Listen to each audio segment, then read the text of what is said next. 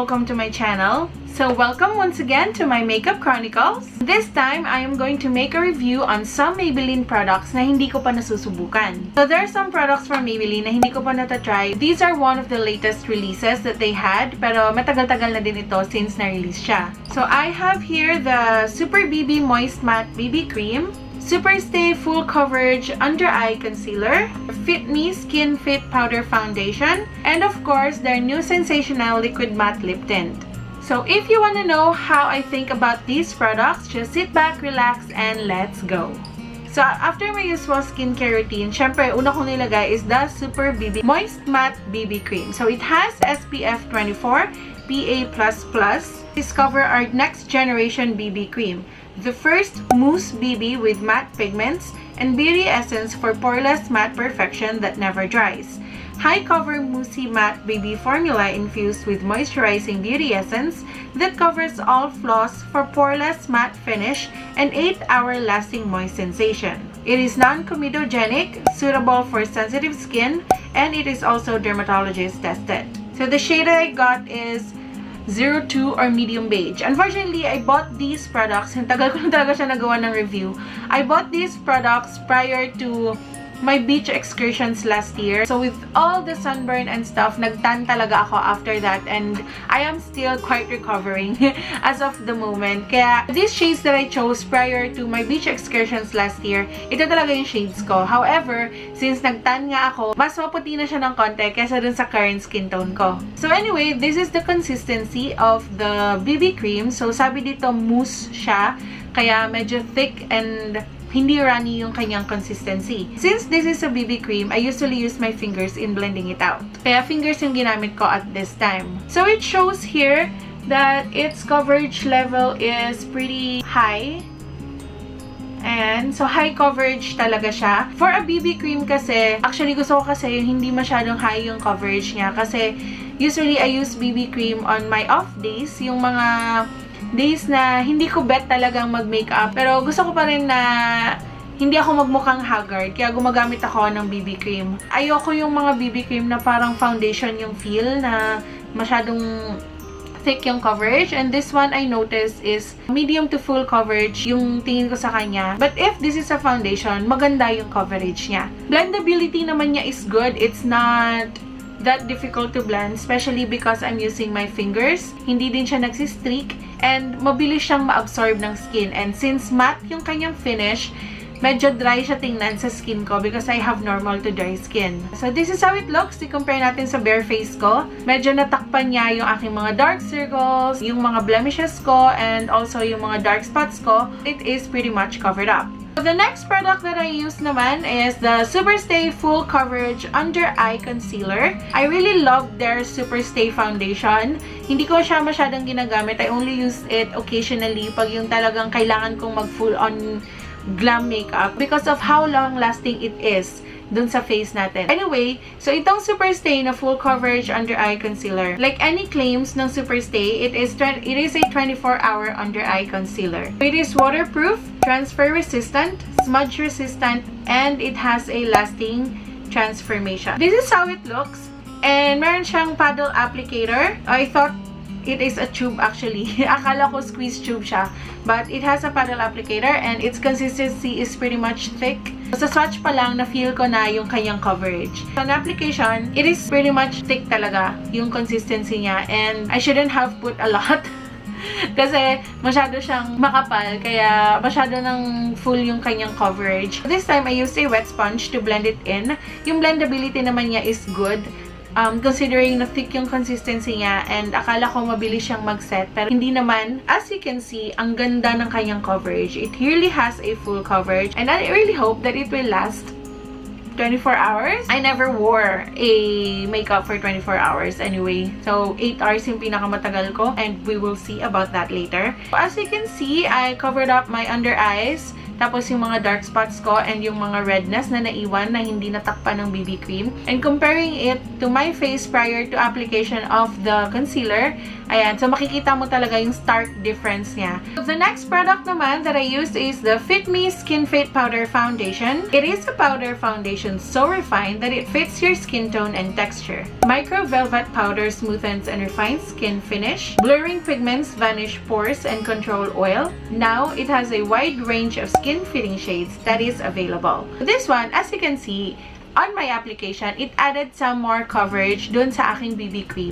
Like I said, yung shade niya, hindi na siya tugma masyado sa skin tone ko ngayon. Kaya masyado siyang maputi tingnan. So, the shade that I had right now is the Natural Beige or yung 220. It gave an added coverage and it gave a more matte finish dun sa aking skin. By the way, itong Skin Fit Powder Foundation, it has SPF 32. PA+++. So, in addition to the SPF 24 na PA++ ng Super BB, huwag nyo tong gamitin pag magpipicture kayo ng may flash.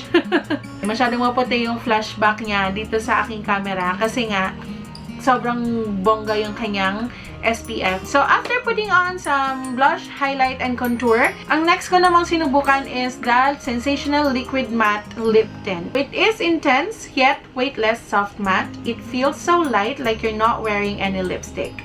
Our blendable formula is made with micronized powder technology for a non-sticky, non-drying, and weightless feel on the lips. So I have two shades here. This one is 05 or Keep It Mellow. And ito yung swatch niya. In fairness for a lip tint, it looks like a lipstick talaga. Pero yung kanyang feel, yung consistency niya is parang lip tint lang talaga. This other shade that I have is 08 or Sensationally Me.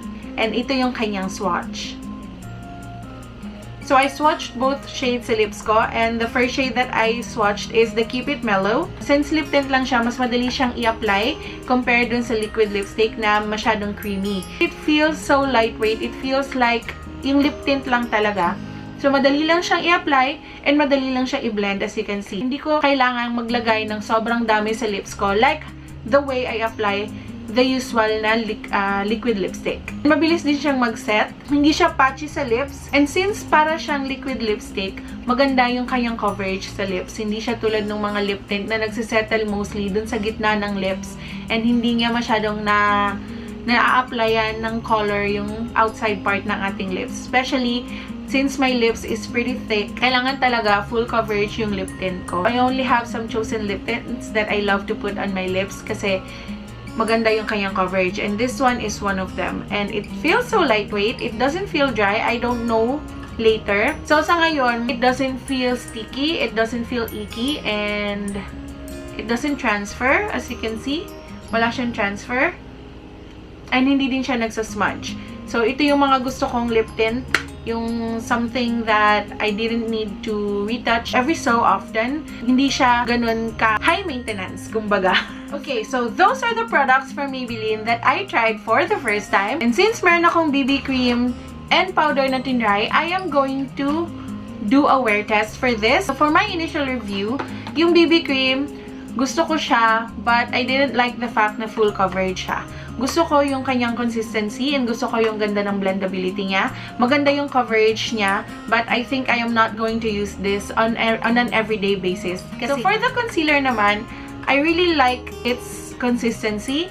Ito yung mga klase ng concealer na kailangan ko talaga because as you can see, sobrang dark talaga ng under eyes ko and I really have a lot of dark spots that I have to cover up most of the time. Let's see our wear test for this later. So for the powder naman, I like the matte finish, although hindi ko kailangan ng super matte finish talaga kasi nga normal to dry skin ako. Usually after setting my makeup, nagsispray talaga ako ng mist to moisturize my face once again. I like the fact na nag-a-add din siya ng coverage and I think I can use this alone and maganda na yung kanyang coverage sa aking skin. So for the Sensational Liquid Lip Tint naman, maganda siya. Para siyang liquid lipstick pero pag in-apply siya sa lips, yung consistency niya is talagang lip tint. So, madali siyang i-apply and maganda yung coverage niya. Hindi siya nagpapatchy and mabilis lang din siyang mag-set.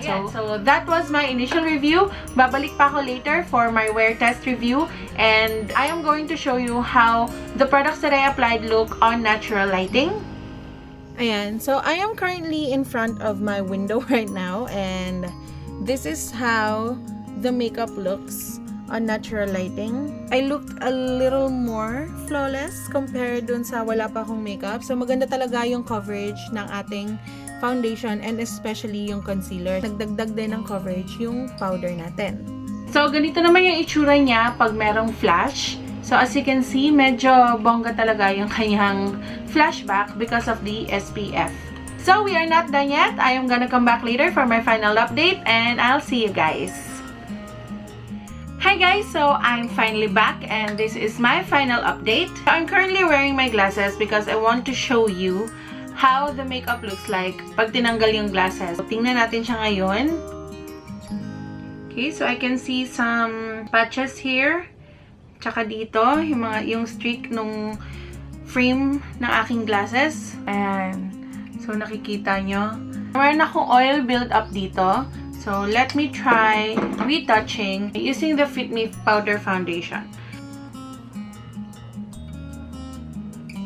And so, I am using this as a retouching powder just for this review. But, I do not usually use foundation powders for retouching kasi nagbi-build up yung kanyang coverage and minsan nagiging masyado na siyang cakey, especially if medyo matagal-tagal ko nang suot yung makeup and medyo nag-oil up na ako ng konti. So, yung retouch na yon, that was the first time that I retouched ever since I ended my video kaninang umaga. In fairness, hindi nag-move yung makeup, hindi nag-move yung foundation.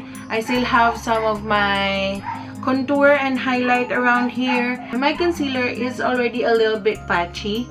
Ayan, nakikita nyo. Masyado siyang matte kasi and it looks so dry on my under eyes na to the point na nagiging patchy na siya. I probably should not put a lot of setting powder over it para hindi siya ganun ka maging cakey and magkaroon ng parang smudges and in the end, maging patchy siya. Ito yung isa sa pinakamahirap talagang i-retouch pag yung nagkakaroon na ng mga patchiness yung ating under eyes. For my lipstick, I'm still seeing it over my lips. So, nandyan pa rin yung tint niya, although hindi na siya ganun tingkad or hindi na ganun ka-pigmented, pero nandun pa rin yung tint niya and hindi pa rin siya natatanggal. But at this point, kailangan ko na i-retouch yung aking lip tint.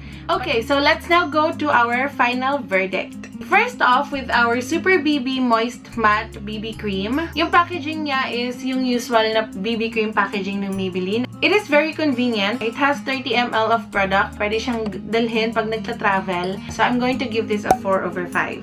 Now, for the performance naman, first yung consistency niya is very thick. I like thick consistencies for a foundation, not for a BB cream. So, full yung coverage niya. Yun yung isa sa mga hindi ko nagustuhan sa kanya. Especially because it claims na BB cream siya. When I use a BB cream, I want something na your skin but better lang siya. Kasi for me, the purpose of BB cream is to keep your skin protected from dust, from the sun rays. So most of the time, yung mga BB creams mayroong SPF. At the same time, it doesn't make you look like pinag-effortan mo siya. Yung mga no makeup look, BB cream talaga yung gusto ko sa mga ganon. For the performance, I'm just going to give it a 3/5. Nagustuhan ko naman siya because I like the coverage naman, na full coverage siya, but not for a BB cream. Probably sana for a foundation, maganda siya na ganon yung coverage niya. Now, let's go naman to the concealer. I really like the packaging of this one. First time ko kasi siyang binuksan ngayon, and I really thought that this is a tube type. Akala ko ito yung mga type na yung tube na merong brush dun sa ibabaw na masyadong mahirap i-apply, but lo and behold, it's an applicator. Yun yung gusto ko talaga sa mga concealers. Ayoko ng mga concealers na cream type, yung nasa pot, tsaka yung mga concealers na tube type. So, ito yung mga gusto ko, yung merong applicator, kasi mas madali siyang ilagay, especially dun sa mga parts lang na kailangan mong lagyan ng concealer. For the performance, medyo nadamihan ko yung paglagay ko, so masyado siyang like super full talaga yung kanyang coverage. But I like the way na full coverage siya. I really need full coverage concealers, especially on my under eye area kasi sobrang dark talaga ng circles ko sa ilalim ng mga mata ko. Lesson learned, I should put a little bit of this one dun sa under eyes ko kasi nga masyado na siyang thick and masyado ng full yung coverage niya. I think I'm gonna use this most of the time, so I'm going to give it a 4/5. Now, for the powder naman, I think I want to use this alone without any foundation or BB cream underneath. So, ito lang ilalagay ko. You know, just moisturizer, primer, and this one. Kasi nga, foundation na nga siya. I am not really a fan of powder foundations kasi most of the time, it cakes a lot on my skin. I don't know why. This is the first time that I tried this. So, hindi ko pa siya nasusubukan ng wet application. But I think I'm gonna try it one of these days. For its packaging, masyado siyang malaki. This is not something that I can bring anytime with me. Gusto ko yung fact na separate yung kanyang sponge dun sa product para iwas contamination tayo. For the performance, ang gusto ko yung fact na nagbibigay siya ng added coverage. But if we are already using a full coverage foundation or BB cream, I think this is not the right product to use as a setting powder. For this purpose only, na ginamit ko siya as setting powder, I'll give this a 3.5/5.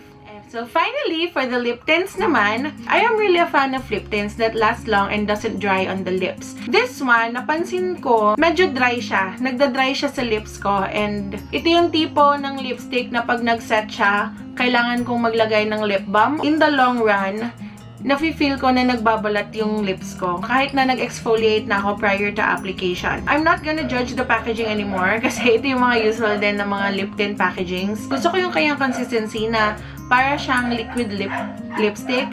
Pero gusto ko yung fact na pag in-apply mo siya, lip tint talaga yung feel niya. Very lightweight and super blendable.